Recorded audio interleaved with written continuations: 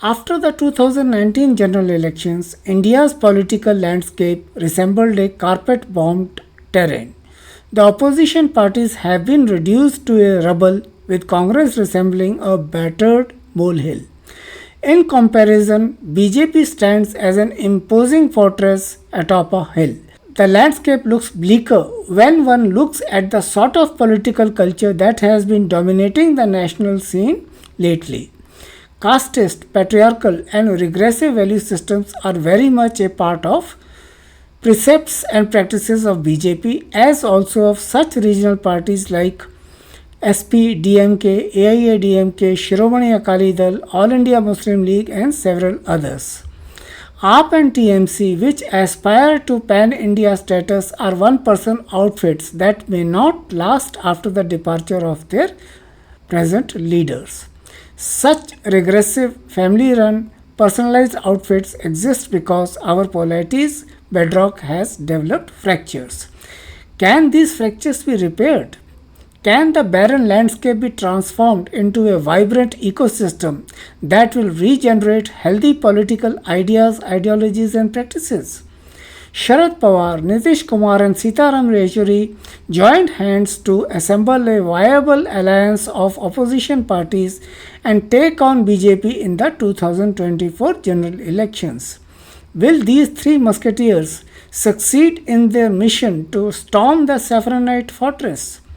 Several political pundits have been conjuring up mathematical equations to predict BJP's defeat. But politics is more than mere mathematics. Vision, charisma, and unforeseen happenings play a vital role in deciding the outcome of electoral contests of such gargantuan scales. The three musketeers have succeeded in crossing the first stage of their mission.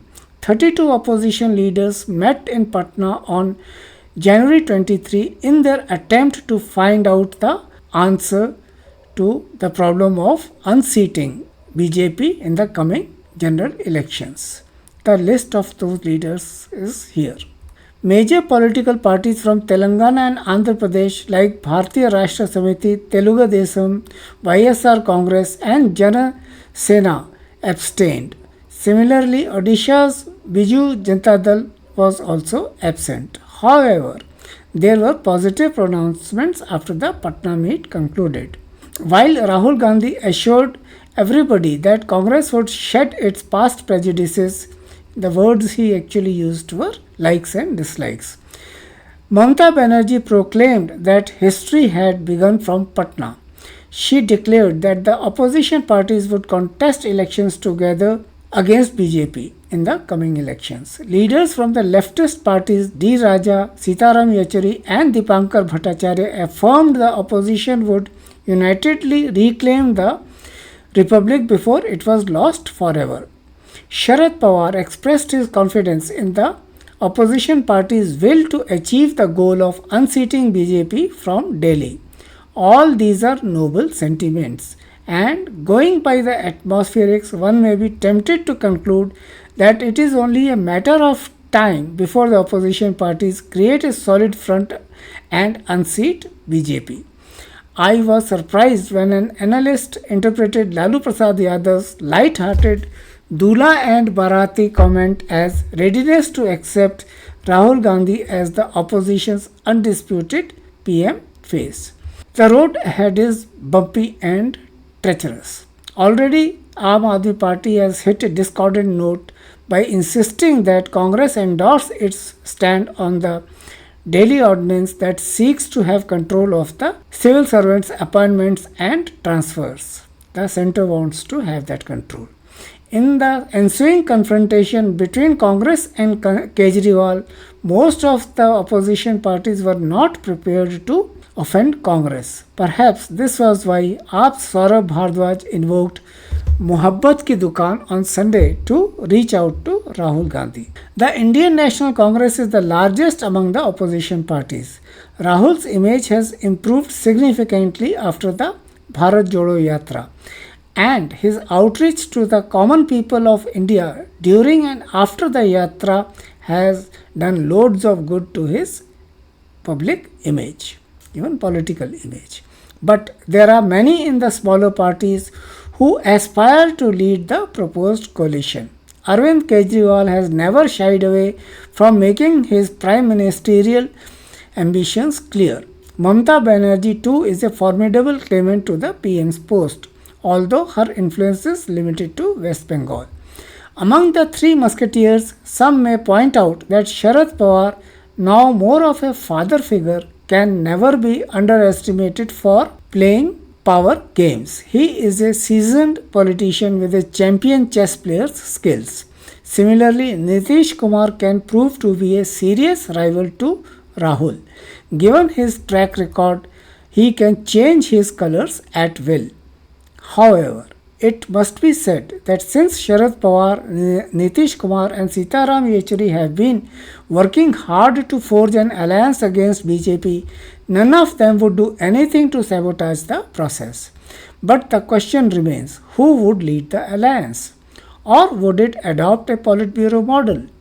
Since most of these parties revel in populism of the leftist variety, there may not be any hiccups on the ideological front. But seat sharing will certainly pose a daunting challenge.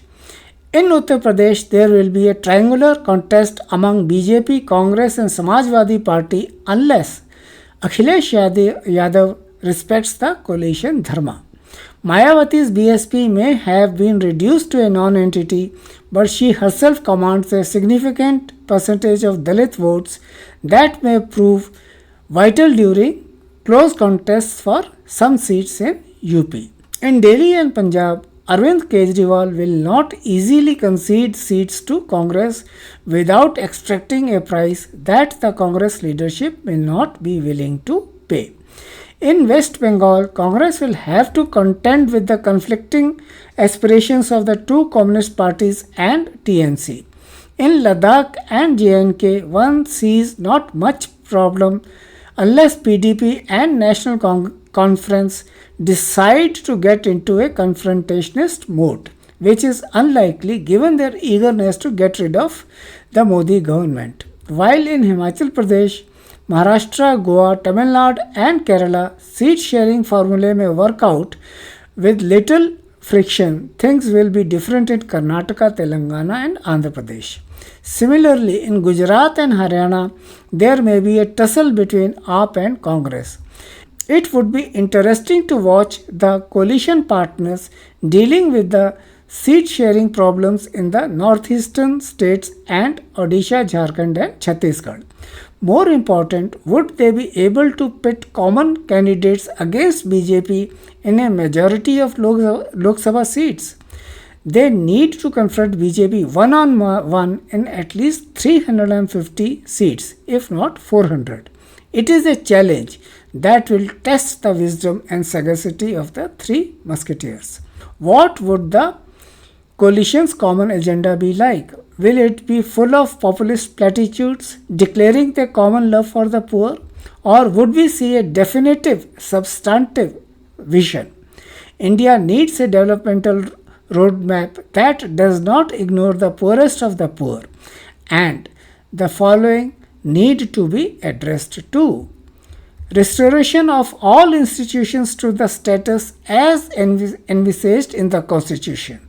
These include judiciary, armed forces, election commission and civil liberties. The list is not comprehensive by any means. Meet the long-standing demand for insulating our police force from political interference. Also, reform the police urgently. It is demeaning for them to be used as henchmen of persons in power or political parties. Insulate the banking system against political pressures for giving loans to fraudsters, scamsters and white-collared criminals, which have apparently become a norm in the last few years. Complete revamp of the education system that would produce educated youth who would be genuine assets to India. Repair the damage done to the nation's fabric by the polarizing politics so that every citizen of India can live with dignity and without fear. There is an urgent need to rebuild a society that would be fair and just and tolerant, where one's quality of head and heart will overrule one's identity, which may be based on class, caste, creed. Finally, welfareism needs to be institutionalized. Doles to unemployed and genuinely poor and marginalized should be standardized once for all. This will end the culture of election eve freebies. During the election campaigns, the coalition partners must restore the confidence of common people in political processes and institutions of the country. I am saying this because if the results of 2024 general elections hit a stalemate, there is every chance of some of the opposition leaders walking into the BJP camp if they are given the right incentive by the Modi Shah duo. Since the Indian National Congress is the largest opposition party, the onus will be on it to keep the coalition together and help make the Three Musketeers mission a resounding success. Kharge, Rahul and Priyanka need to present their party as a role model for others to follow. Congress needs to take an unequivocal lead on issues like women wrestlers, corruption, sectarianism, poverty alleviation, sustainable development, welfareism, federal issues, etc. We look forward to the emergence of a powerful, secular and vibrant India where peace, prosperity and justice prevail without discrimination. Is it an idealistic dream? Well, dreams can come true if a visionary leadership with commitment to the people of India emerges. We wait with hope. Thank you for being with me. I'll come back with another video very soon.